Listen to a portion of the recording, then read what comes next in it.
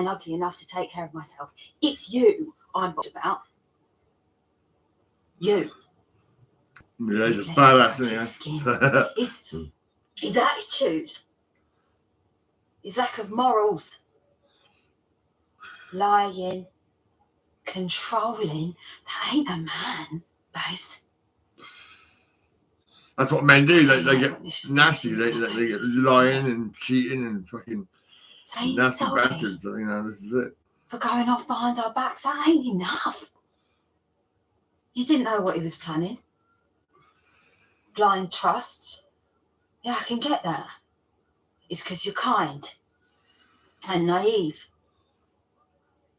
But you did know that lying to us was wrong, and you done it just the same. Stupid choice. Just like with them steroids. Oh. What if you hadn't realised? I think I took steroids, I think. Yeah. What if I hadn't helped you with covering up? What if your dad hadn't stopped Nish? We would have Eve and Suki, your grandma, dead. You think dialysis has been a hard consequence? That would have been on your conscience for the rest of your life. And I know you can get that. You are a lovely boy, Devinder. So if you want to go to Nish's funeral, you go. But you'll be doing it on your own, because why the hell would anyone else go? And you need to ask yourself, is that really the right choice with Suki recovering from what he done to her in the next room? And you need to be really honest with yourself. What your reasons actually are. You cannot admire that man, Devinder. He kept that photo. Me and Ivani.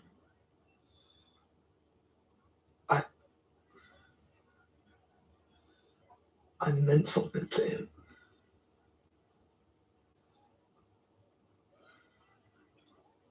No one's totally bad, are they? He's on his own.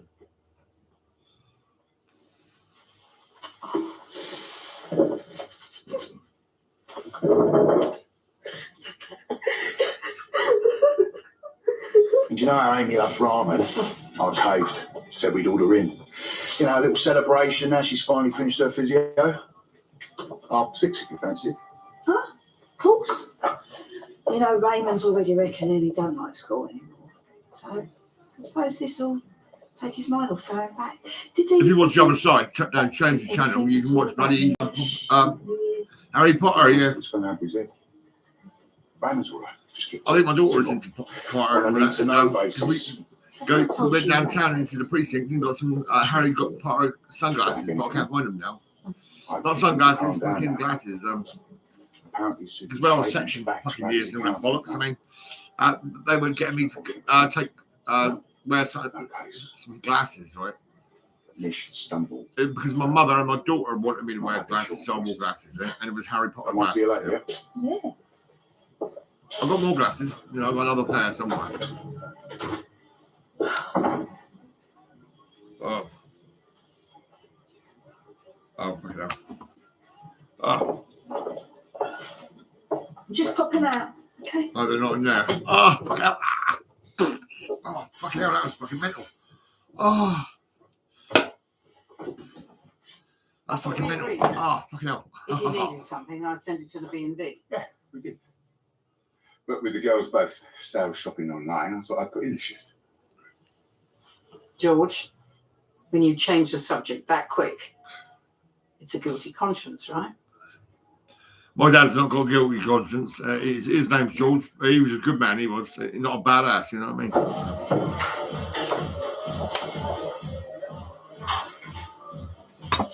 My pipes, my engineers. Well, your engineers are no good if they don't show up. I can't keep waiting for you to pull your finger out. Don't hurt to know how to defend yourself. I heard about you with the psych. Yeah, I was just looking. I've been asleep. I can't fucking believe Thanks. it. No, I straight to sleep. I told you it's a problem. And I woke up and I it's told you I've got punctures. about 7:07. That's great. Now, Teddy, He's used these blokes loads. He knows what he's talking about. Opened the door, went outside, and it's all right. It's a nice night. It's not cold or Just can't be nothing. bothered anymore. No, you're right. You're right, Sharon. Yeah.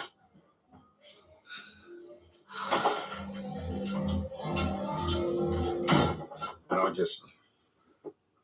I need you to see how bad Cindy is for myself. Someone face to face. She's not getting any better. Oh. If the worst happens, just got to be prepared. Is that for the girls? Oh yeah, Or for you? yeah. Both. Obviously both. This is the reason I didn't say anything before I went yesterday. Sorry, you're turning this on me. I'm just saying, sometimes it's easier for me to keep my mouth shut. You're not going to shut your mouth, are you? Fucking hell. Suspicion. But what do you expect, really? I think Junior saw me at the hospital when I arrived. I thought Junior wasn't doing hospitals. He was coming out of her room. Okay. So besides comatose Cindy entertaining her gentleman callers, what am I supposed to get from this? Oh, wait a minute. Penny's dropped. You were worried Junior was going to tell me. It's not about you wanting to be honest. You were worried he was going to grass you up first. This shouldn't be some messed up loyalty test if I want to see the mother of my kid. Who you call wife. I called her once. You kissed her twice. And it was you who stood up in front of everyone and categorically said you were not going to see her. And I never asked you to do that, did I? Or did I not? One slip up, one stupid word. And you are not going to drop this, are you? No, I don't think I can. Because I don't want to be some interchangeable wife. And when you got to the hospital, did they actually tell you anything? Did they even talk to you? Or did they remind you, George, that you are not Cindy's husband and it's none of your damn business? Wife might be a stupid word to you, but it's the one that breaks my heart and stops me sleeping. And I know sure as hell I am not Cindy. I don't Yeah, we can see that. break promises. Fucking hell. I don't lie. I don't cheat.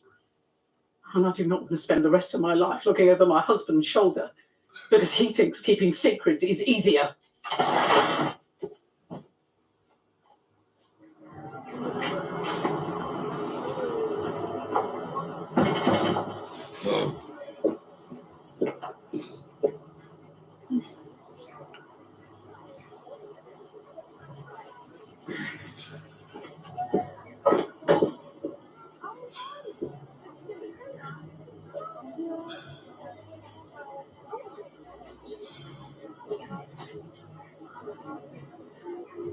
Suki?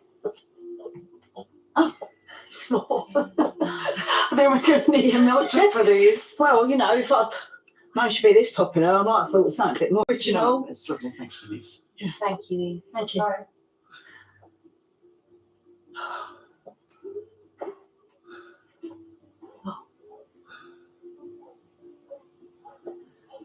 Oh, I can't believe that Nish is finally dead.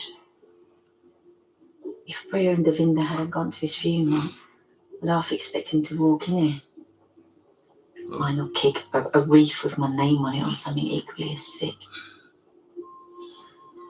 You know, he booked us a joint funeral. What? Yeah. Did you say poison joint? himself. No. That was true. Mm. I'd read, but I thought, yeah. Together forever. Oh my God. He was actually disgusting, wasn't he? Oh, it sounds like Alan Smith. He's a fucking weirdo, he is. If I just managed it differently. That's because women are in the habit of blaming themselves. Yeah, people like Alan Smith that does that. He makes you fucking all fucked up. Trust me, Suki. It's going to take a long time to get Nish's voice out your head. We were so lucky, Denise. Ravi was so brave. He was.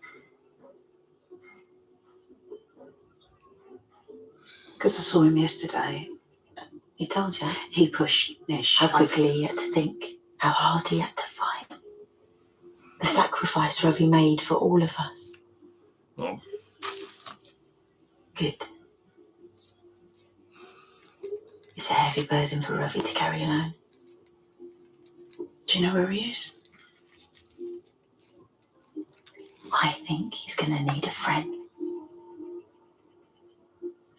I don't care. I could not care less. Yeah, I've had enough. My mind is made up. What did they say? Well, hospital seemed really happy with his progress. Well, that's all down to the quality of your donation, Martin. Social services have agreed that Roman can come home. Well, he's well enough. Oh, well, that is good news. Isn't it, Stace? Yes, brilliant. Brilliant. It's all working out for you, isn't it? Well, I'm relieved. Missed him so much. Fresh start for the three of us. Tell you what, how about hot dogs on me? Yeah, get the rolls, Mum. Rolls, please. So there I am, convinced this is my big chance, until Frank. Oh, this is Frank Bishop. Yeah. No. Yeah. He drops off the box of knocked off socks, and not one of them matches. No. I kid you not. So I'm like, right, okay, I've got this. All is not lost. So I get a packet of dye, put the whole lot in the bath. Ah, very smart, Nige. Very smart. I could have cornered the market. I could have been a black socks tycoon, or could have been a contender if the bath hadn't leaked. No. Black dye everywhere, down the ceilings and the walls and behind the I got macassars. fucking black ink over there on the fucking coffee table. I can still see her face now. No, you're gonna have to leave this fucking grass. I've got a meeting. I chopped up the ink, right, and I took the lid off, right, and it comes straight out everywhere, and I'm like, fuck it. Well, that's very unexpected. What do you want to do that? Oh, No, that's far too generous. I can't. I mean, thank you for my days of running a business. Well gone. I'm quite happy having a little. well, I'll just sell it. Yeah, do what you want with it. I don't care. All right. I ain't changing my mind now. Wheels are emotion. All right. I like Phil Murphy. He's quite funny, really. Yeah.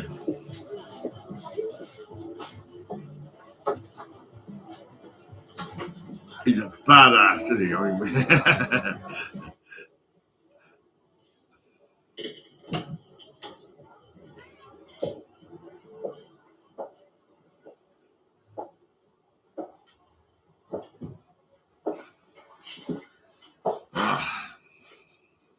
I had a lovely sleep. I can't believe it. Just because you Fucking hell. told me to. It was amazing.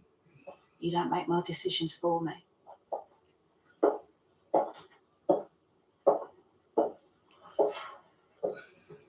I've got nothing to say. I've got nothing to say. Is that right? Okay.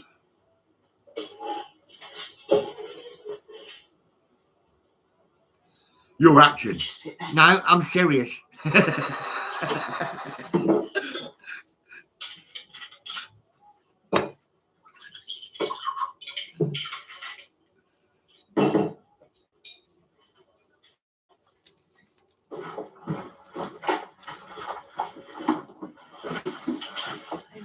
I should go to bed and get my other tobacco. I've got loads of tobacco. Fucking hell.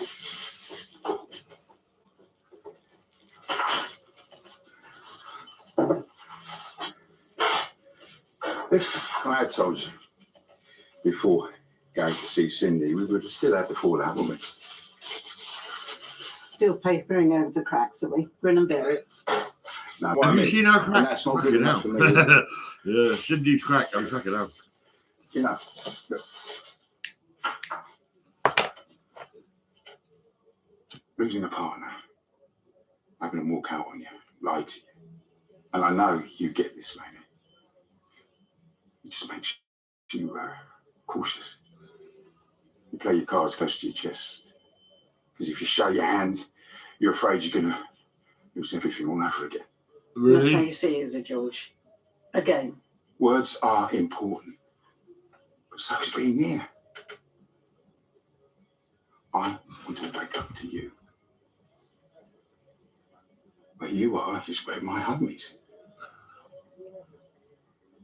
No, I'm going to wait. I'll hang out as long as it takes, because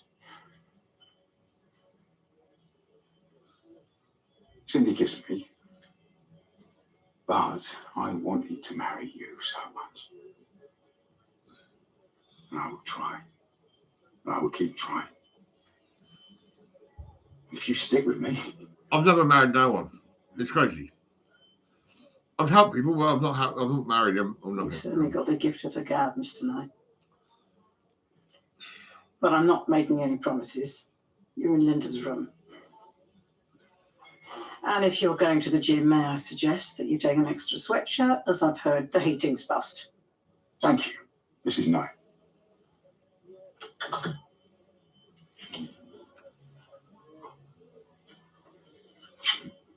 All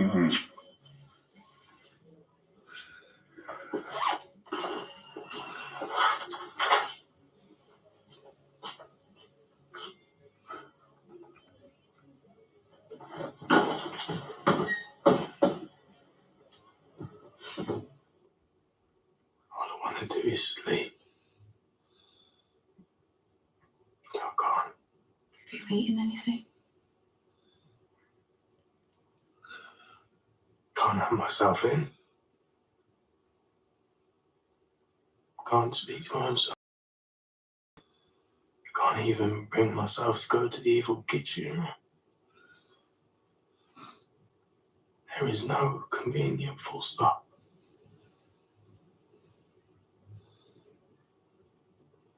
I can't say I've changed. Better man than I was, because I'm not. No, Denise, I'm not.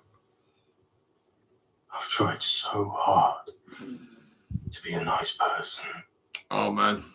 a better man. Now I can imagine you're trying, you know, but you just can't help it. You just want to be badass, don't you? But at the end of the day, you can try and convince yourself and paint over the cracks, but when you're rotting away inside, you can't hide that. He's won, hasn't he? My dad.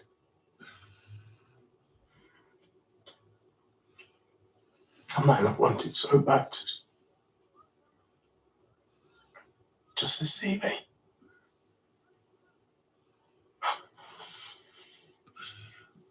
And now it's Ishpanazar is in my head, and Why don't you just shout it out? Go and say, "Oh, bring me a dildo. I'm a cunt." I owe him. I owe him his life, and I can't give him that. And all that fighting against them. Oh, fine. Yeah. I'm just like him.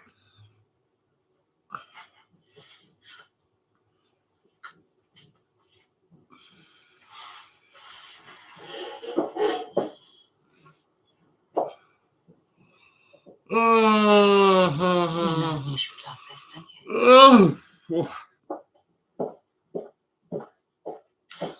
That was a lovely sleep. How many I can't times believe do I it. have to moan about a job half done?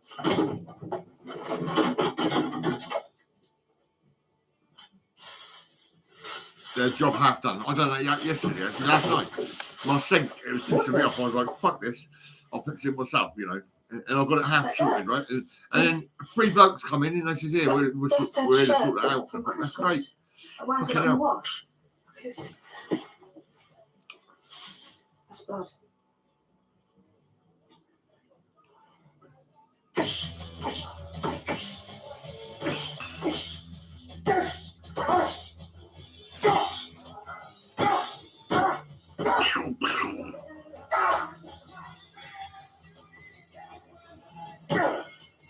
Yeah, you're all right, but you know, you can't ever know what's going on inside someone's head.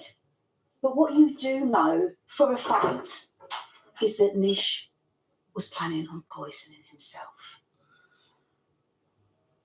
You know, because I read it online, I thought, that can't be real. And then Suki said, Ravi, Is it any wonder that you're struggling to make sense of it all? Yeah, you're lying too much, man. You're better off being real. I mean, yeah, Yes. fucking right. Yes, exactly. He knew. He knew when he walked into that hotel room that he weren't walking out again. That was his plan. Right. That's crazy. Eat then.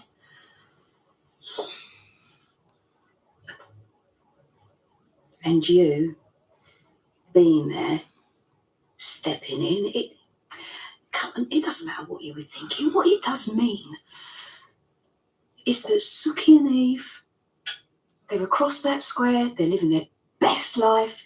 Okay, right, okay, you don't want to hear it, but Yeah. I walked into a new hotel, right? And the cleaners were all loved up. They couldn't believe it. Oh, yeah. No, that's right. And then they had a go at me, and I said, hang on a minute. They wanted me to go, right? And I said, no, I'm not going. Not until tomorrow. You know, tomorrow, for fuck's sake. that day, that's what he did. That day, it was his choice. It weren't yours. I'm going nowhere that day. I mean, it was the fucking next day I went, and that was it. It was not yours.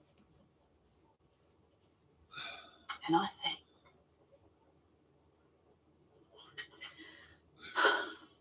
honest with you, I think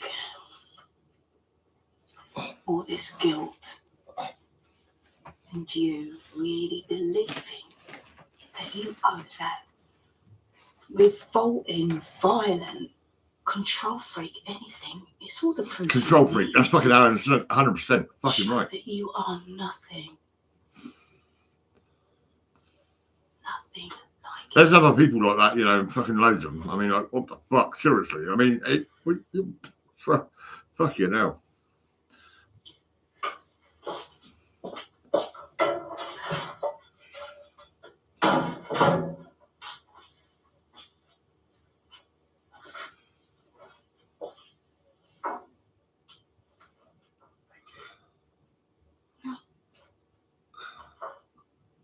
what friends are for.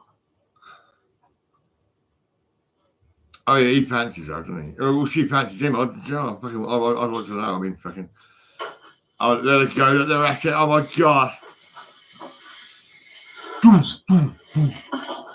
Oh, hang on. Yeah, I've done that with a French lady. It was fucking mad.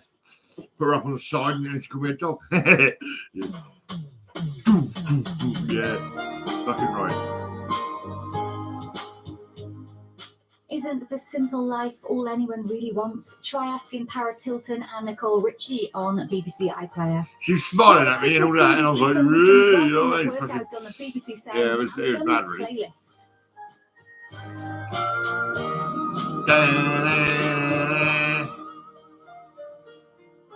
Yeah, that was when I was at Loaford. I was at Loaford, 46 Larchway, and I was hanging out with this French lady, and we were picnicking and we were fucking bike riding and all that. Welcome to a brand new series of Gladiators. We are back.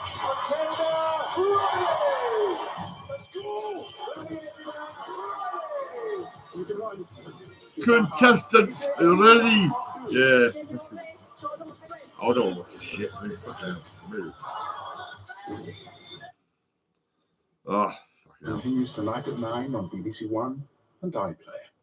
Oh, digging for Britain. Digging, yeah. Fucking hell, keep digging. You'll find out so something shit. You believe it. QIXL in an hour on BBC Two. Vintage but brand new, as is this.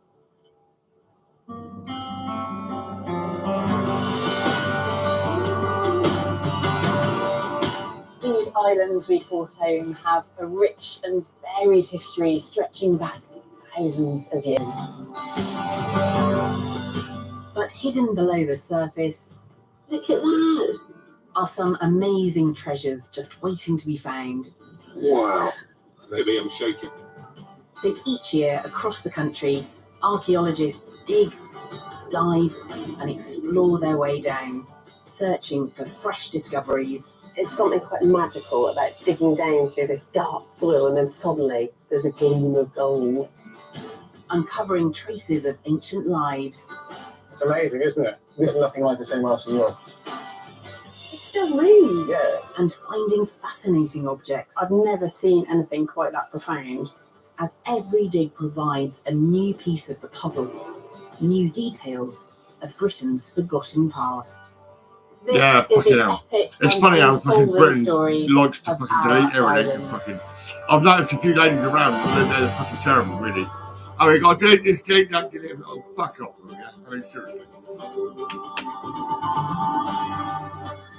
In this episode, I'm exploring the east of England, looking at this area's most fascinating digs. An Anglo-Saxon cemetery gives up its secrets. Wow, she's got so many objects buried with her. Oh, look at that one. That's amazing, isn't it? With some of the most extraordinary grave goods we've I think ever I've seen buried a few on Digging things for in Britain. fucking Oh local my now. goodness. Like a little box Isn't this under the the best ground Anglo-Saxon sword you've ever seen? with some bits and Never pieces, seen you know. anything like I think that's Deep in the Thames, a team of divers explore a unique shipwreck. It's as important as the Mary Rose. In a race against time before it's washed away. It's the most high-risk wreck we have in our waters. And a curious find on one of the largest excavations in the country astounds the experts. God, it's fresh. I've never seen one so fresh. It's like it left the mint yesterday.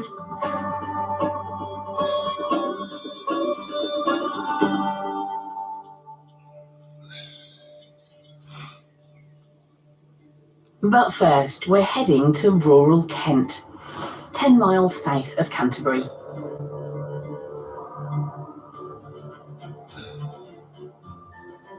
So, what do I know about this site?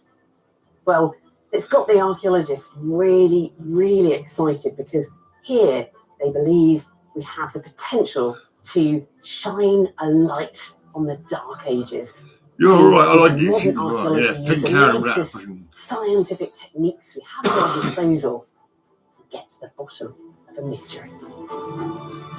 After the Roman era in Britain, it seems that Kent reverted to being an independent kingdom in the early medieval period. We don't have much written evidence from this period, so archaeology is extremely important. This year, archaeologists from the University of Central Lancashire have a unique opportunity to find out more about the people of early medieval Kent, as they start the first thorough investigation of this cemetery, filming every astonishing discovery they make. So it's tricky and a bit that makes you nervous. Oh, amazing. There we go. One early Anglo-Saxon spear. But it's really nice.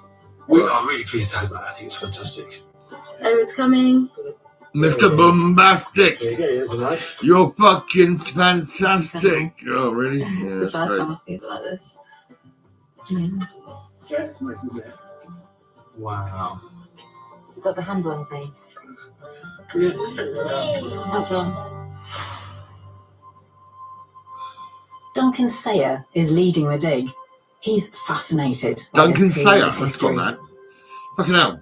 We had a Duncan Oh, on that's all the so pianos good. and all that. Fucking Duncan. You. His missus was a Good. fucking nurse. Yeah. at the- Should we at the hunting fucking, Anglo-Saxons again? We've been hunting NHS Anglo-Saxons and that again, shit. I mean, and we found some, which is fantastic. Yeah. Really good. And you've got some grave goods, have you? I can see there's something there in the middle of that one. Yeah, so that burial there has a knife. Duncan. Yeah, fucking As far hell. as we You had a know, really because good they're brain, common didn't in you? both Like, male fucking- and female graves. I can remember Yeah. everything, man. Yeah, that's Everyone great. has Yeah, knives. fucking Everyone right. had knife, even children sometimes have knives. Okay. I think there's a point where a child passes a rite of passage and they get their knife. And it's used for everything, so interacting with the world, isn't it? Whittling, cutting wool or string, eating, cutting food, preparing animals, all that sort of stuff. So what we're seeing there is something that somebody would have had about their person as an everyday item. Exactly, so it's their dress. It's what Yeah. they're wearing every day, and that's what they're being buried with.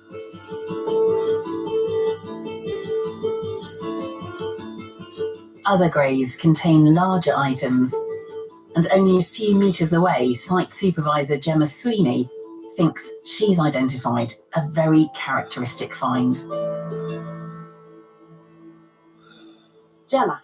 Hi. Hi. Duncan has instructed me to When come I'm here dead I'm going to be living in your head. Yep. Dun, and dun, that's it. Yeah, dun, this is Seax, dun, A seax is a specific type of small sword. It may even have given the Saxons their name. So the seax itself is that iron? Yeah, it's iron, isn't it? Yeah. Yeah. And then you've got a copper alloy buckle. Yeah. So you're almost ready to lift that then? Yes, so now I'm going to lift it, which Yeah. is very tricky and very fragile. Wonderful. Well done. Oh, Very what you found? excellently done. Shit, man. She's As well found as a the bus seax, pass. This burial contains an iron spear. Yeah, can you imagine that if you went fucking digging, right? You found, And has found a every bus grave pass. had in some grave? Yeah. Really? So we found it has had some kind of weapon in. So there's a bit of variety. Yeah, Each definitely. grave Every is- grave is different. Yeah. Each grave provides more evidence of this culture and tells us something about the identity of these individuals. The largest burial on the site is a female grave. A really, really big one. That's huge. It's absolutely massive, isn't it? I think the chamber says it a lot about this person because it's absolutely massive. What's under? It's Oh, it's a bucket, right? Yeah. Of vessels that are Now you can made have of a wood peek, and yeah. bound with this copper alloy. Yeah. These buckets are well known from Anglo-Saxon burials, with the earliest found in Kent. This is beautiful because we've still got the woods just around. Bits of wood here? Yep, all of that wood is still intact. Oh wow. That's Oh, wow. Tilsbury Cemetery, so often associated with people with some. Oh, yeah. Wow, she's got so many objects buried with her. She's magnificent. I can see beads. There's glass we've got- beads here. Yeah, with these sort of blue and red glass beads. Oh, look all at around. that one. That's amazing, isn't it? With the sort of yellow and the green and the blue and the red all the way through. Oh, that's Huge, great gorgeous. big. I can imagine in about a million years they'll probably be there's a- digging and there's a they'll find great vapes and, Yeah, so you've got and crucible fucking all sorts ropes. of shit. You can And imagine that down vapes. here. They're like, oh, look, this is a vape. Yeah, This back in part them of days the they had house vapes, is yeah. down here. It's really cool. It was all down to the NHS, you know, and that It's shit, you know, circular fucking objects, bastards. it's a ring and dot decoration around them, and then gilt, and they're both in the same. So it looks like they've deliberately gilded the outside Yeah, and the interior. they are beautiful. Aren't they fantastic? Absolutely beautiful. Yeah. Oh my So goodness. she's got loads of stuff. So this is the most richly furnished grave that you've got this year. It is, yeah, absolutely. Yeah. It is. And this is probably one of the earliest graves we've got on the site. So when you say early, what kind of dates are we talking about here then, Duncan? Probably late 5th century. And this has always been such a big question. You know, what happened in what became England in the 5th and 6th centuries? Yeah. It's been a bit of a black hole as far as history is concerned. It's often called the Dark Ages. It I'll is, have a yeah. chat with the Yeah. Eastern Council Really about, because I get on well with the different management and places, everything, and I need to mention them about my This back cemetery garden keeps gate. on producing It's a community finds. garden, you know. And conservator Dana But there is some Goodwin weird fucking and shit going down, archaeologist and that's Andrew where they might Richardson remove have the staff knob on mined from the site the outside, so so far. I can't get in to the And back. I'm just about to get a look. My washing out and all that. Hello. Oh, Yeah, there is little wankers that do all that sort of weird shit. Hello. Yeah. Nice to finally show you. You know who you are, you motherfuckers. Yeah. Don't worry, we're dealing with you. Like that. This is That's it. so well preserved. It Oh is. my goodness. It is. I mean, you've got everything there, the hilt and everything. Isn't that beautiful? There are some weird fucking weirdos around here. Is So, that yeah. gold? This is silver, but it's gilded. Silver, yeah. So you've got silver pommel, and the wonderful thing about it is it's got this ring. You see on the pommel, so it's known as a ring sword.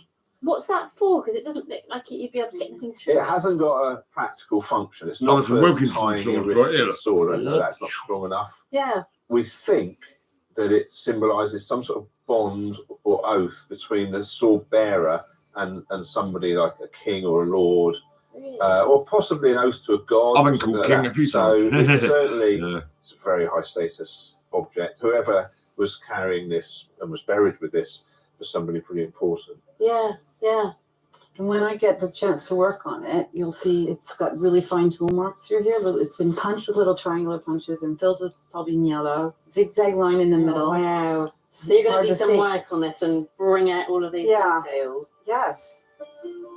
Alongside this incredibly well-preserved sword the same burial contained yet another extraordinary object. We found one more thing in the grave. We presume this is the grave of a man. It's a weapon burial. But we also found this in the grave. Oh, wow. Which is a gold bracket. Isn't it beautiful? And I wasn't even sure if They even keep a digging him off simple on my necklace. white Yeah, because that beaded fucking crazy wire. woman. Imagine Black that, hair, there's not about machines to 5'10", make you that, know, so fucking, you're hammering out. pretty fucked up. You know, she then thinks her like name the is fucking straw, Sandra D. and She's a then bit fucking hammering mental. the little beaded She design. wears black trousers, It's like leather trousers, and she nicked my fucking chain. Crazy bitch. I mean, fucking hell. Go and find the bitch and tell her you It's a fucking serpent. slag. These brackets You know, are and give me my definitely fucking chain back. With Scandinavian, Anglo-Saxon paganism, possibly the cult of Odin or Woden. These probably symbolise mythological scenes from that religion. Yeah. What does bracket mean? It's basically a sort of pendant, and it's usually worn as a series of them strung on a necklace by very high status women. Right. So it's really unusual to find it in a burial with a sword. There's no other female dressed in the grave. This person was not dressed as a woman. They're buried as a man, and I think this might be a keepsake from a female relative or ancestor. We'll return to these spectacular finds later in the programme as Dana applies modern technology to understand more about the techniques that went into making them, and we'll learn more about this incredible culture. Yeah. If you go into the Wagon Works pub, you can ask them for the recording, right? Because me and that fucking crazy one were filmed when we walked in that fucking pub. Yeah, because I went in there for a reason, to catch a fucking slag. I mean, fucking hell. She's dodgy as fuck. Yeah. Fucking woman, a white woman, right? Black hair, you know, crying like a bitch, you know. Fucking bitch, I mean, fuck me. Fucking slag, you're a slag, you're a slag, bitch. That's what you are, slag, yeah. You give me a fucking gold chain, you fucking slag.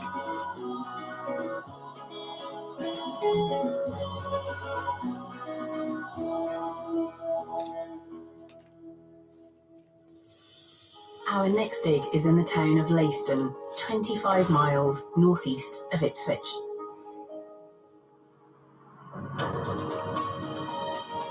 Here on the Suffolk coast, a team from Oxford Cotswold Archaeology is excavating in advance of construction work. You're probably going to jail for what you've done, you fucking slag. Power station. Yeah, I'll make sure you go to jail, you fucking slag. Joe Carruth will lead the post-excavation analysis. We've identified some really highly significant archaeology relating to settlement and occupation that we had no idea was here. Oh, what's I do? Open another packet of And tobacco. after 9 months of excavation, the team make a very strange discovery. All of a sudden, this big, very dark feature appeared underneath the digger bucket. When I took it out, I had never seen a piece of lead that big. It was very exciting. I came away actually shaking.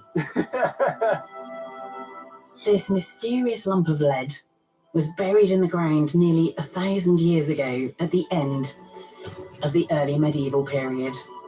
Actually, I remember when everyone was nicking lead. Yeah, lead. It was getting fucking nicked everywhere.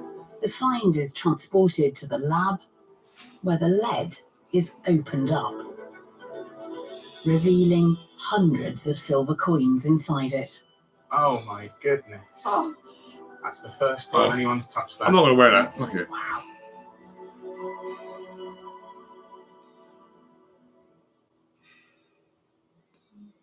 Conservator Pieter Greaves is painstakingly excavating this hoard, one coin at a time. And they appear to be very well preserved, so it should be possible I restored a load identify of coins and and date them. fucking keys the other day. So what we're doing here They is were making quite sure rusty, that but we now they're know fucking pretty when cool, we take actually. the coins out exactly where in the sport. Yeah, they really come old from. fucking coins, So what we're doing is we're just laying down a little number, so every coin gets a number. I've got some We French take a money, photo, American money, and then we take some the coin other out, money. so that we know exactly where it came from. I got lots And of then we money, move on to the next one. honey. So that's a sequence to help us put up a picture of how the coins came in to the hoard. Thank you very much. And there's your next. Coin specialist Alexander Bliss eagerly inspects them. The earliest coins that we can see thus far are from around sort of 1036, and we have also coins of Edward the Confessor in there from about 1042 to 1044. A really interesting period in England's history. This careful analysis in the lab is just the first step in trying to understand why this hoard of coins might have been hidden in the first place. Hoards go into the ground for a number of reasons across history. We can theorise, we can look at the historical context. I say that's the mystery of the story, isn't it? Like, you'll never know why someone put it there. No. But it's quite a lot of money to wrap up and put in the hole. Alexander is also intrigued by just how perfect some of these coins appear. Oh, it's fresh. I left a nice. I left a ring and a few. Oh yeah, gold watch. That wasn't working, but I left it all in certain places. You know, and the ring come back. It fucking did. And, What is that one? Absolutely crisp. but not the, That's the gold another- watch. I mean that is probably in the fucking gold. And the watch repairs, getting repaired and all that. Really lovely. It's just struck.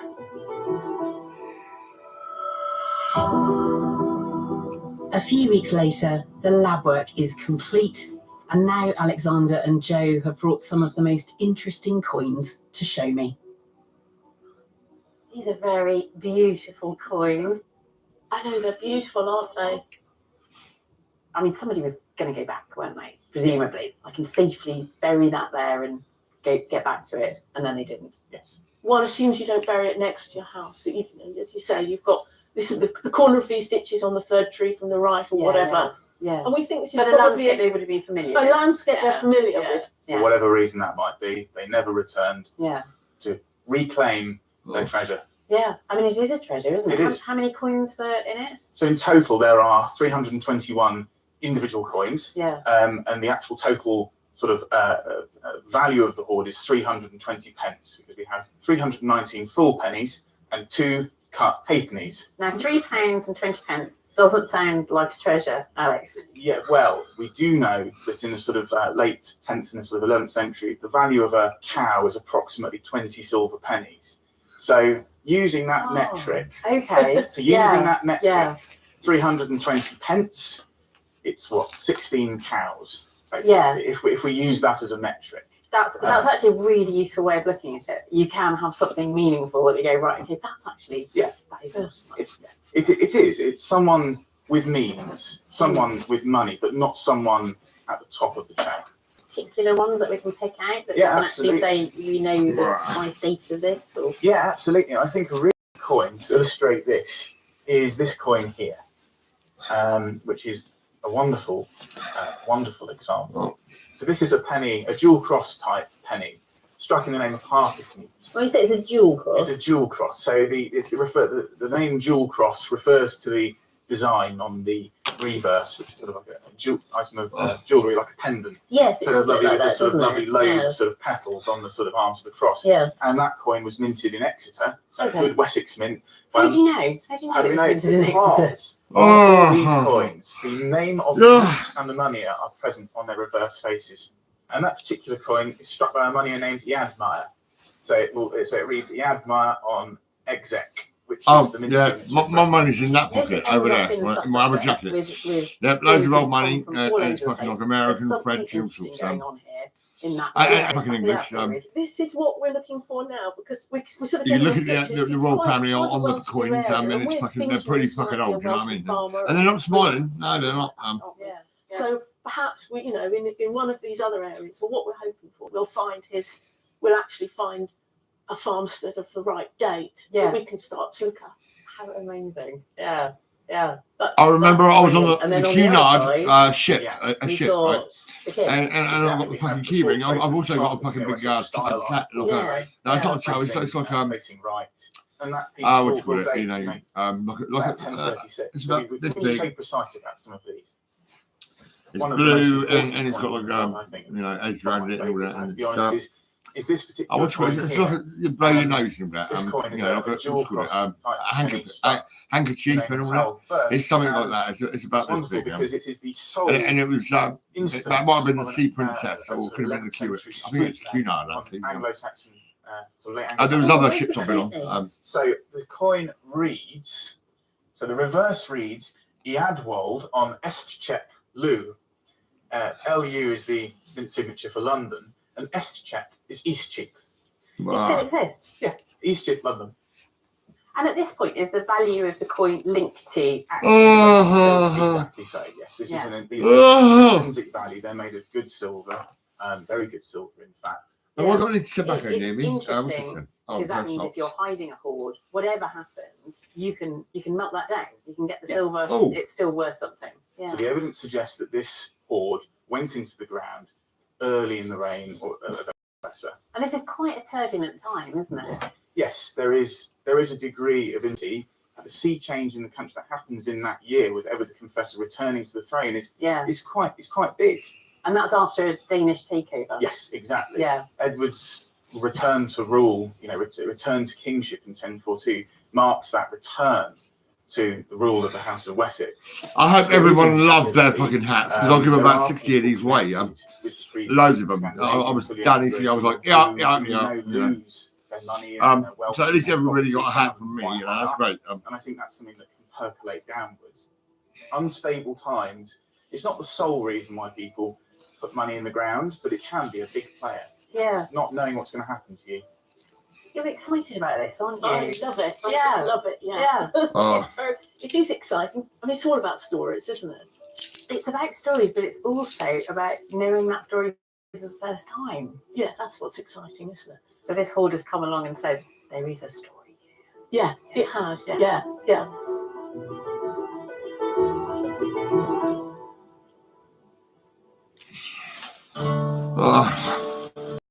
I don't know what else to show you.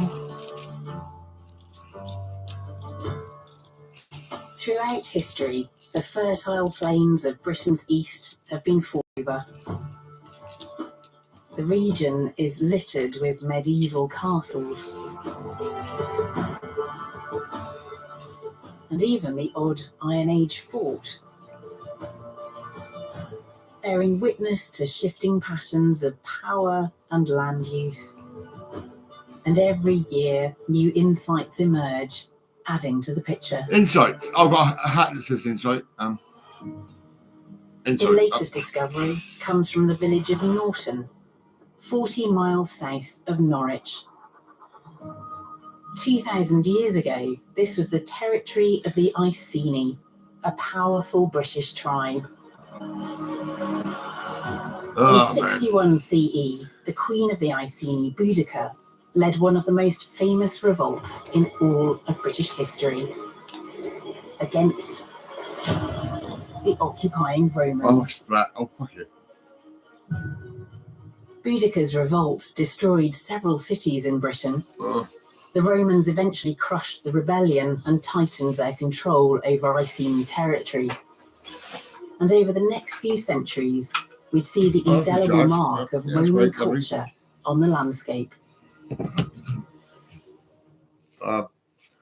It's always nice to approach a site knowing that somewhere here there's a Roman villa, but in fact this is a villa site with a difference, because the archaeologists are not focusing on the house itself. And that's because the main villa building is, we think, right underneath the more modern rectory. But a team from University College London are investigating the fields and gardens around the rectory, which once formed the wider villa estate. They want to find out what life was like for the earliest Romans living here on the edge of Iceni territory. And they've already discovered an enormous bank and ditch that would have encircled the villa. Kevin MacDonald is leading the dig. Hello. Hello. Hello. Hello. Wonderful to have Hello, you. hello. Big ditch. It's a very big ditch. Oh my goodness. This seems very unusual for a villa site, doesn't it? Hello, hello. Well, I have it here. I don't know why I'm gonna say this. We are. Because right all around you here, ever do is take and the piss. here is the remnants of this really quite I large can't even fucking sing. I'm fucking rubbish. ditch. The LiDAR scan shows the extent of the defensive bank and ditch around the Roman villa, and it's revealed more features across 15 acres of the surrounding landscape. And what are your big questions here? What do you want to solve? We are here at the extreme southern limit of the territory of the Iceni. So this is a frontier area, and we want to understand the origins of the villa. The team has opened up 9 trenches spread out across the landscape.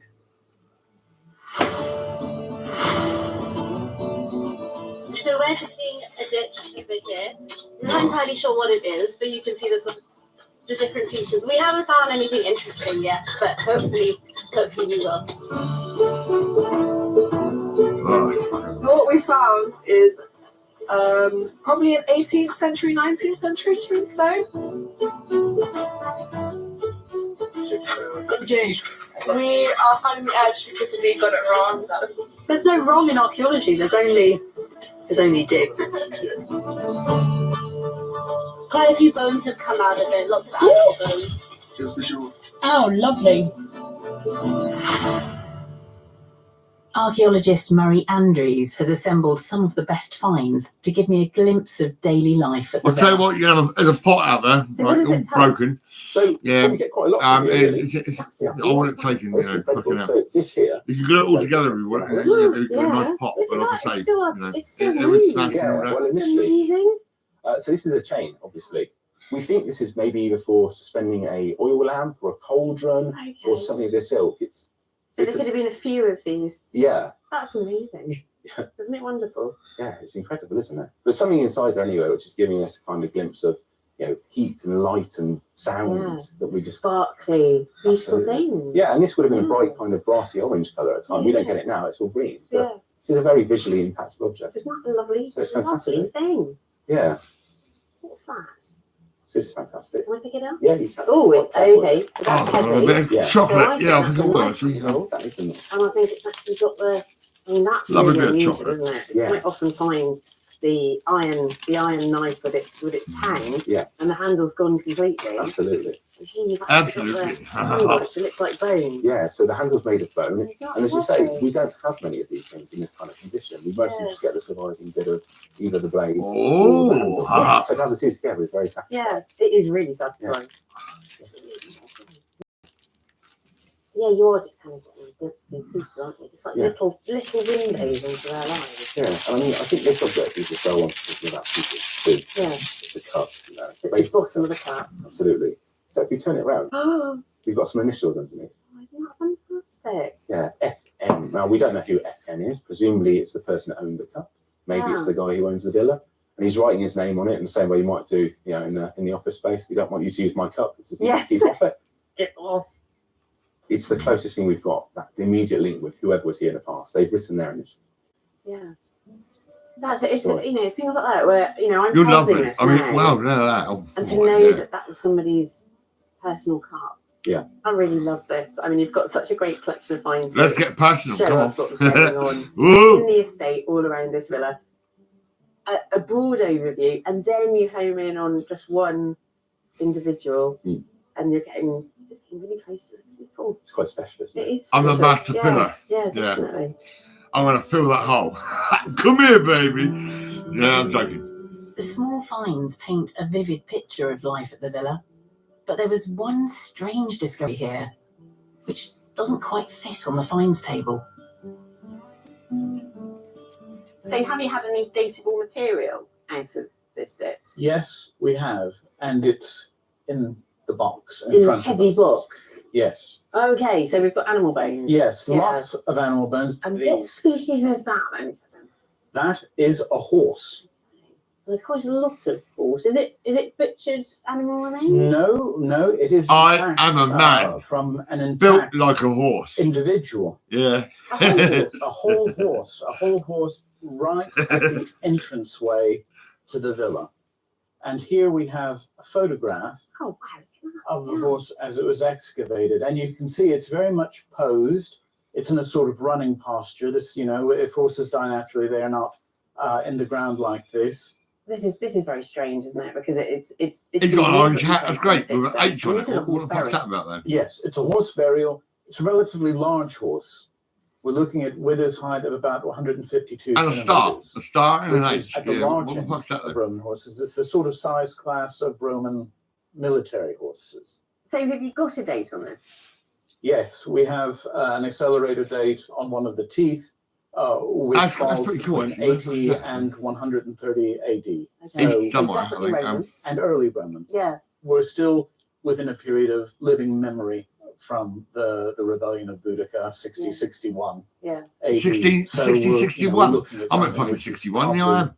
starting. Yeah, being check built out my door. It's got maybe fucking 20, 61 on it. That's 30 great. years maximum after the rebellion. And I'm not that old, really. I'm only Roman 57. military Yeah, sized fucking right. horse, quite early. There's a thought that if this villa is a kind of colony imposing itself on the landscape, it's tempting to think of this as being founded by some. Yeah, it's nice. It's a good jacket, right? And you know, this woman, right? She's been going around saying, "Can't speak," all this bullshit, right? Anyway, yeah, my mate, he met her, right? And fucking hell, she talks to him perfect, yeah, but she can't speak to me. I can't speak. I can't say this. Can't do that. Can't do this. And I'm like, really? Fucking hell. The villa complex. And you know what? She. No, not this jacket. It was this jacket. We were in Wagon Works, and she goes, "Oh, that jacket! I want that jacket." You know, I thought, "No, you're not fucking having that jacket because I'm cold and I want to wear it." Yeah, I do. And, that's an Armani watch. Yeah, she wanted that as well because she's fucking greedy. You know what I mean? Fucking greedy as fuck. Similarities certainly with today. Yeah, people, they're dodgy as fuck. People are fucking terrible. This is ladies, ladies. I mean, fuck me, the lady who nicked my fucking gold chain, she can fucking die. I mean, I don't give a fuck about that bitch. I mean, yeah, I feel sorry for this crazy woman who says, can't speak, all this bullshit. I mean, yeah, because she was having a good chat with my mate Kev, you know what I mean? Kev's like, yeah, good mate, she's full of shit. She fucking talks perfect. There's nothing wrong with her, she's fucking talking crap. I mean, what the fuck? Next, we return to that extraordinary Anglo-Saxon sword found in one of the early medieval graves in Kent. Conservator Dana Goodburn-Brown has brought the sword and her microscope to give me a closer look. Let's come and see what you're looking at underneath the microscope there. This is the sword. Wow. I don't know where to even start. There's so many amazing things. This is like a dream for me, this work. I mean, it's such fine craftsmanship, isn't it? Yeah, these hats, right? I Lovely. think it was 58 of these, right? Tools here, 58 sent to me from up north, right? I need to tease out I've got a the mate up there, soil, yeah, and he's fucking but sent them down not to me, mate. damage Fucking the 58 of these plant. fucking hats. Yeah, so And I'll give them away it's free. really slow going. And that lady who says I It's can't speak back. in that bullshit, she had Reward about is 4 of like the fucking hats. exciting little And another lady, little she had about 4, glimpses and into fucking, the I was So just giving them away. I was like, right yeah, top of the chuck hill that on your head, fucking. Those And little people loved it. marks, they are so tiny. You kind of need that microscope to appreciate them. Yeah. I like And to then think all of these little. Yeah, and fucking Becky Ambert, right? Her sister had a fucking Galaxy Samsung Note 4 phone, right? And her sister's little boy had a fucking goodie bag, right? Yeah, and then, well, she gave me a little kiss to here, right? Like this. I thought, oh, that's nice of you. Yeah, that's great. Yeah, but she got fucking weird as fuck. She was fucked up, mental, fucking insane. Becky Emmett. I mean, what the fuck? Status sword. We know that it's in Yeah, the scabbard. that's another So woman this who's a is bit good. fucking mental. And then Women are fucking dodgy. the high Be stats careful. ones are Women, they're fucking so fucked up. It's unbelievable, really. I mean, I can imagine why people get killed, because they're fucking insane. Ladies are fucking terrible. So there's a whole idea when you're pulling a sword out, it makes this kind of metal noise. It wouldn't have. One moment we're talking about racist issues, where people are, well, I'm pink and he's black and I'm purple, and we're all fucking being racist. I mean, what the fuck? It's a load of bollocks. Fucking hell. If you're born, you're gonna breathe. You're gonna sing and dance, and you're gonna be fucking happy as fuck. Yeah, until some cunt comes along and fucks your brain up with bullshit. Yeah, so don't listen to no cunt. When you're born, just fucking crack on. Have a fucking good time and make every cunt that's the fuck whole off. I mean, CSI thing about, and why people talk about maybe they were there for 5 days with their clothes on, a lot of time for fly to land, lay an egg, and then the pupate. And the And sword it means that the body isn't being placed in the grave and then immediately covered with soil. No, they were out and people would say their goodbyes. They were learning something about the funerary practice. there is good Well, women, you know, fucking women can be nice, like I say, but the rewards most are of them are huge. fucking dodgy The as fuck. stories that You can know? be told from what we're seeing. To think about the people that And the thing is, actually when they have made kids it, and that, the kids grow up to be like their fucking mum, and about it's like, their oh workshop, fuck me, how here we to go. visualize it. Yeah, You know. To me, it's really exciting. It takes you back, doesn't it? I mean, look at Claire Clements, you know, fucking, who's now Claire Ledger, because she shagged an old man. Duncan has You know, also fucking brought in some Andrew of the Ledger, other you're an old findings man, man. which have now You're about been 45 years old, you fucking old cunt. Duncan, you've had a chance. How can you to go around shagging look like at some of these teenagers? I objects in a mean, bit fuck more me. detail. So what can you It tell don't us look about good, them mate, to be honest. So we've got a range of things to show you and to talk about. And what's really nice about that is that they tell quite an interesting story. Yeah. So we've got a series of glass beads and stone beads. as well. Oh, is that So rock crystals, crystal? rock crystal bead. Isn't that beautiful? It's lovely, isn't it? This Mm. one is a really pretty buckle. Mm. And Jane has cleaned it up really nicely. You can see here we've got this sort There's of a pattern. patterning, incredibly decorative object. It is wonderful because we're only getting little glimpses of what they were wearing, and obviously the durable materials remaining in the grave, but they obviously cared about how they looked. I think they did. Hugely. Yeah. Absolutely. Many of the grave goods are objects which would have been made locally in Kent. But there are some more exotic items too. So we've got another buckle here, which seems to suggest we've got this sort of connection to France. Okay, this object is much more of a French character than other objects. Yeah. And that would make sense in Kent to have that connection across the channel. I was in France And twice. over here, what we've got are the objects that are found in that really deep female grave. Yeah. When I was a kid, I was in France, and not only that, I raised my daughter and I took her to France. Really quite special. And I've never seen another example of this in the UK at all. Really? And I got a picture of her on the boat, right, and she's Very fucking unique happy as So fuck. For your site. You know, I mean, a really big fucking smile on her almost face. certainly It's crazy. Scandinavian. And that's interesting, isn't it? That we've got that connection to France and a connection to the northern, Bonjour, bonjour, continental bonjour. northern Europeans. And de toi. And there's a- Bonjour, bonjour, so bonjour. this deep grave with this Scandinavian character, this club, you also find a small buckle. So we've got things that are far away and things that are much more local. If she is, how you doing? I am a frog. then what's interesting is that she's bringing her way of doing things, but she's also interacting with people with their way of doing things. So we're seeing her coming along not just as a foreigner, but as someone who's bringing ideas together and creating something very new. Oh, fuck it. I think we're looking at something really interesting here because we are looking at these crucial centuries after the breakup of the Western Roman Empire. Yeah. When we're seeing people Yeah, the good bad move, guy, we're seeing yeah. ideas I'll on give away shit objects to different on people, you know. But it's almost like Some people are take trying to advantage, you know, but it's all right, you know. or invent their identity. They're born to do that, you know. They grab as much as they can because they're greedy motherfuckers, you know. But there's some nice people, you know.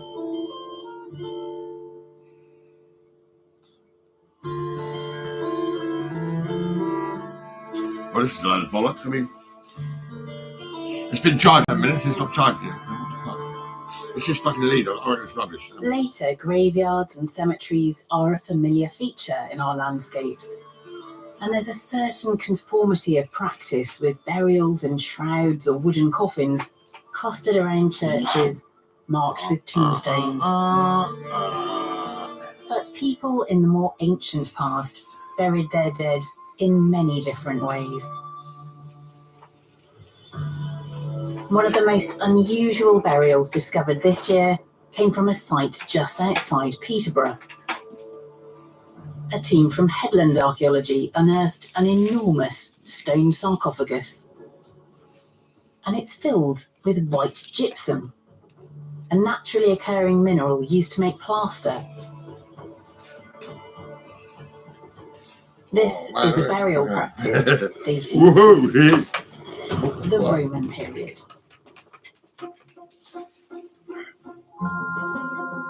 The team transfer the stone coffin to the lab to carefully excavate the plaster in controlled conditions.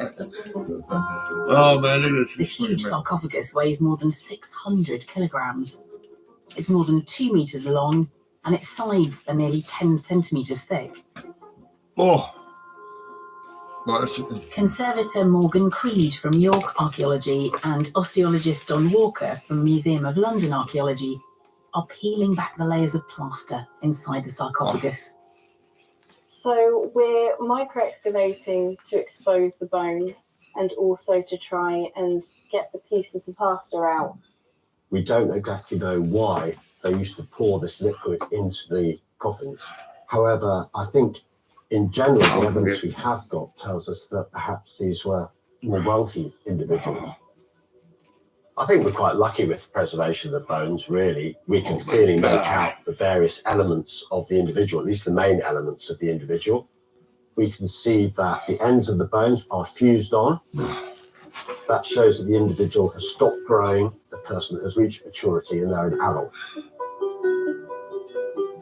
The bones contain clues to the identity of this individual, but there are other precious remains here too. There's some really beautiful features. This one in particular has got some really, really lovely folds in it from the burial shroud. This one has actually got some textile still remaining in it. You can actually see sort of like the warp and weft on the textile impressions. Ancient fabrics. It's really exciting. We can do it. The largest surviving fragment of plaster We've got it. has partially preserved the shape of the body. Nice. I'm actually really pleased that this has come out in one big fragment. You can see you've got the two perfect voids where the legs would have been. He has quite big legs, and there's some bone fragments still stuck in there, but so I've got it out in one piece. There's much more analysis to be done once the contents of the stone sarcophagus have been excavated. But this wasn't an isolated burial. The huge sarcophagus was surrounded by a remarkable collection of other graves.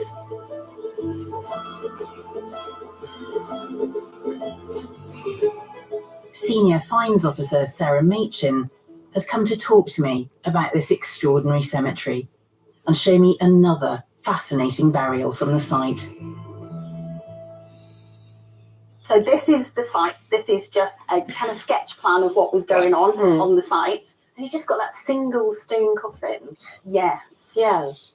Interesting. Stone coffins are not that common at all. There's probably about 50 across Roman Britain. So presumably that is about status. That is the assumption, yes. There is something that singles them out from the rest of the community. Some sort of leader or dominant figure in that area that means that they have all that investment of time and money and effort to put them in the centre. I mean, I'm looking at the orientation of those graves, and you know, some of them are east-west, some of them are north-south, and really the rule just seems to be about what they're next to. You know, they're just being fitted in, aren't they? They've actually just framed round that one in the middle. It is tempting, isn't it, to see that as a founding grave in the centre, and then actually for it to be a family burial ground. We have 23 burials. We've got everything going on in a very small cemetery, and the blue ones are graves with finds. So there are a lot that have grave goods in them. So tell me about this individual then. What do we know about this person? She was within the enclosure of the cemetery, so within the plan alongside the stone coffin. And we're just at the initial stages. We know this is a young lady, looking late teens, early adulthood. Yeah, so she's got her first and second molars fully erupted. And I can see the wisdom teeth there is just coming through at the back of her mouth there. Yes. So we've got fingerings here. Yeah, so this is a silver ring. That's the signet off the front of the silver ring. And lots of bracelets. Lots and lots of bracelets. Is that a bracelet as well? Yes. Isn't that beautiful? That is absolutely beautiful. And then some tiny little beads, which presumably were part of either bracelets or necklaces. Yes, we have a couple of 100 beads, but I just got a Few. few out, so I didn't have time to get them all out. Yeah, 100 beads. so there's a couple of 100 beads from that. I mean, the earrings are silver. They are incredible. We think they're little trowels. They look like little archaeology trowels. Can I pick that up? You can, absolutely. So that was also buried with her. Yes. Line mode. So that's a Lower Nene Valley colour-coated ware, a little beaker. Yeah. Which could have had a small drink or a bit of a libation or something like that. Oh. That's a beauty. So you're looking at I've got to charge 13th it. I'll fuck century it. date for that. And this glassware, that looks like a little glass beaker. It is a glass beaker. It is beautiful. Isn't that It absolutely is. lovely? And that's one of two that was in her grave as well. So the glass vessels and the little beakers are perhaps a final toast at the interment, or sometimes if they went in later, it could be a commemoration event, an anniversary or something. People come and have a drink and leave the vessel behind. So you've got this whole collection of jewellery and the little beaker and the glasses all buried at her feet. Yes. Yeah. All of it together. So with the bracelets, you'd expect them to be maybe on the arms, the earrings up here, the rings by the fingers, but no, they were all at the bottom. And there is a theory, and it's only a theory, that this is a dowry. So she's a young female who didn't get married in her life, so they have put her dowry with her to take with her. Yeah. To the next life, and that's why it was all bundled up together. There may have been some sort of fabric bag or some container that held it all together. There are so many questions we've got about this group of people. It's a fascinating collection of burials. It is remarkable. Oh, fuck it. Do you know what? My head's getting bigger and bigger. I'm sure it is. Fuck, you know.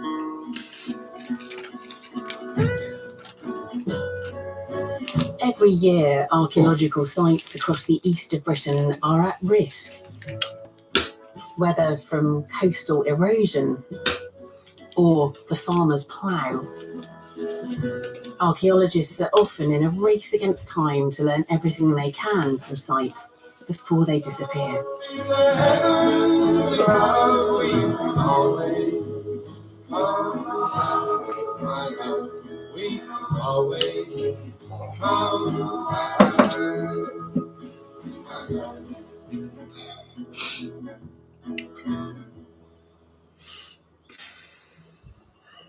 Our next story is about archaeology under threat, but it's also an extraordinary tale of dedication, persistence, and perseverance, and the moment when that pays off. Yeah.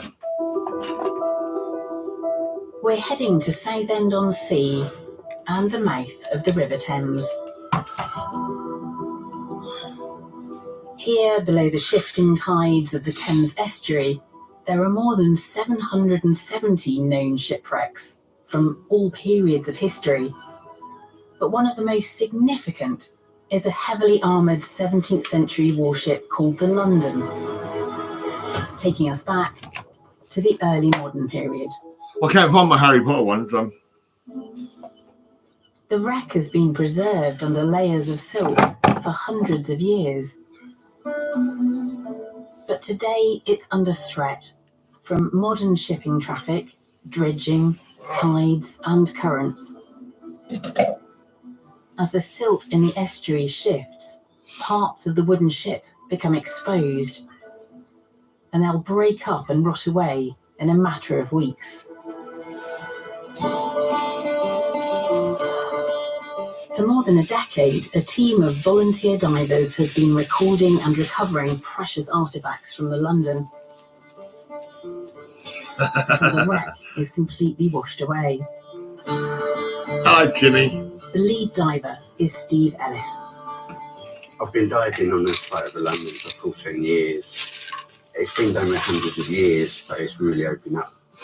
Stuff is being washed out of there. It's like a historic building was on fire, and we're trying to get in there to rescue everything before it's been washed away. I've got too much stuff in this London place. was It's a fucking mental. 76-gun warship built in 1656 during the Commonwealth era. She became famous as one of 3 ships to bring King Charles II back to England to restore the monarchy in 1660. But tragedy struck only a few years later. It blew up and sank in the Thames estuary, killing more than 300 people. Today, a new part of the wreck has emerged out of the silt, so the team suit up for another dive. The Thames estuary is like, to me, it's unique. It's not really been explored much. Steve has special permission from Historic England to dive the protected wreck site and learn what he can from what remains. It's the most high-risk wreck we have in our waters. The London is 2 miles offshore, so the team use a rib to reach it. Once their dive boat is in position and safely anchored, they're 18 metres above the wreck of the London. No one dives the Thames. It's quite horrendous diving, to be honest with you. It's a challenging site. The currents here are so strong, there's a risk the divers could get pulled out to sea.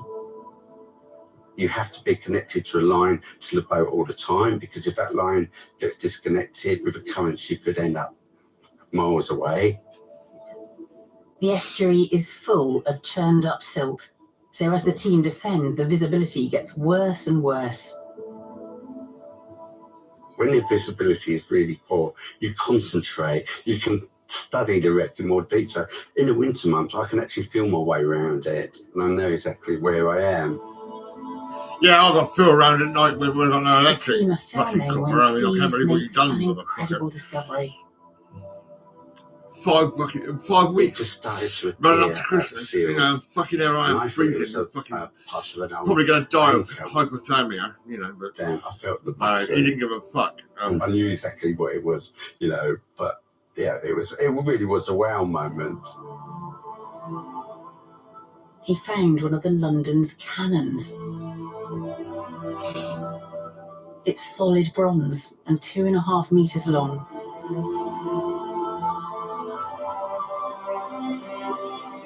It's as important as the Mary Rose.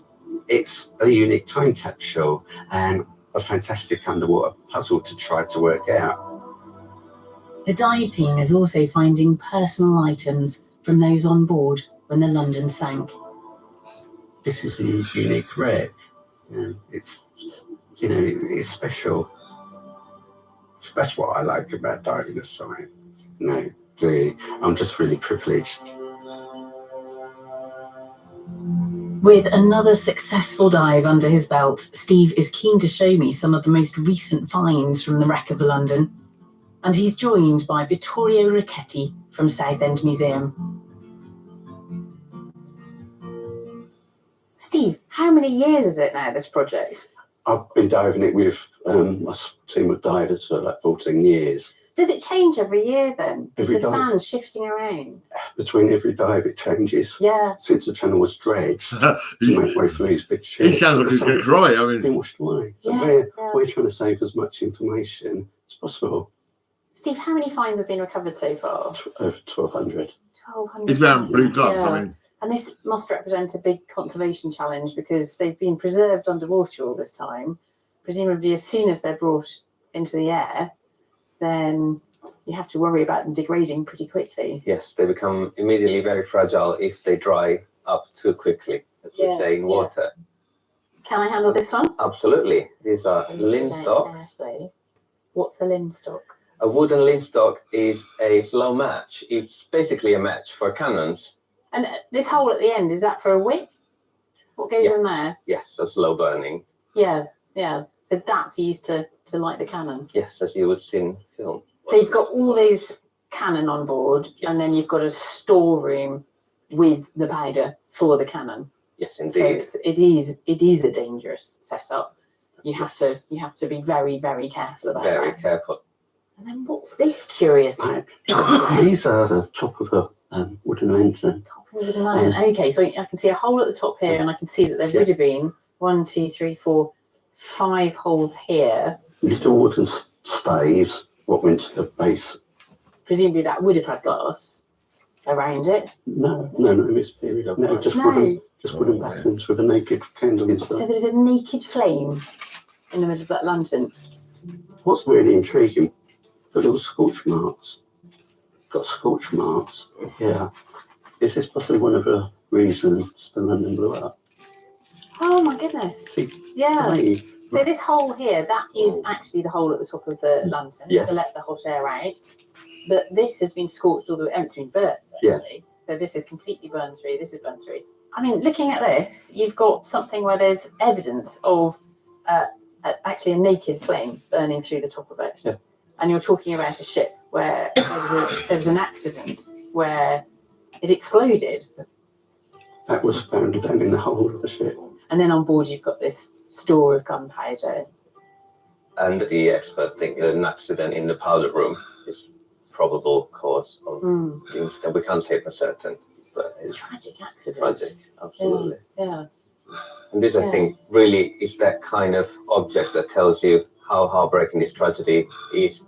You've got a thimble, Yes. and is that a button? And a button, yes. They're lovely. And we know that on board of the ship, there were also family members, wives, partners, kids. Really? Yes, because the Why were there family members on board a warship? it was the moment where the ship was to take off. It was the last moments where you were allowed to say goodbye to your loved ones and your family members. This Yeah. makes the story even more tragic, really. Yeah. No, it is an even deeper tragedy.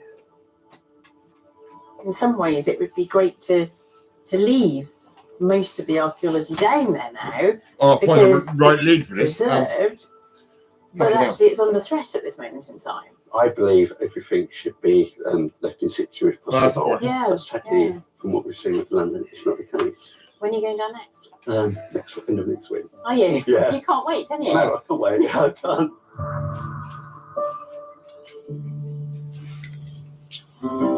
Next time on Digging for Britain.